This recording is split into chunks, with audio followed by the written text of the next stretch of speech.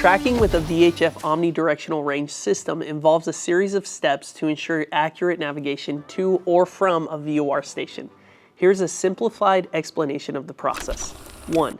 Tuning and identifying the VOR station. First, set the VOR receiver to the frequency of the desired VOR station, for example 115.0. Then confirm that you are receiving the correct station by checking its identifiers or ident. 2.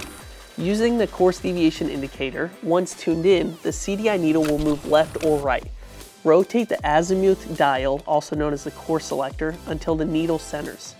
This will also activate the to from indicator. If it shows from, rotate the dial 180 degrees to change it to to. 3. Adjusting aircraft heading. Change the aircraft's heading to match the heading indicated on the VOR's azimuth dial. This should align your aircraft with the selected course. 4. Correcting for drift. If you drift off course due to wind or other factors, the CDI needle will deviate. Adjust your heading accordingly to bring that needle back to the center. This indicates you are back on course. 5. Station passage. As you pass over the VOR station, the CDI needle will fluctuate, then the to from indicator will switch from to from. 6. Tracking outbound. The same principles apply when tracking away from a VOR station. Maintain the course with adjustments as needed to keep the needle centered. 7. Course intercept tips.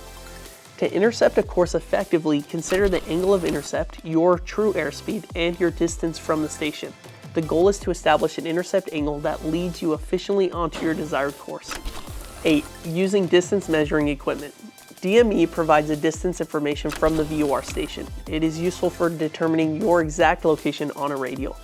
Most DMEs also display ground speed and estimated time to the VOR station.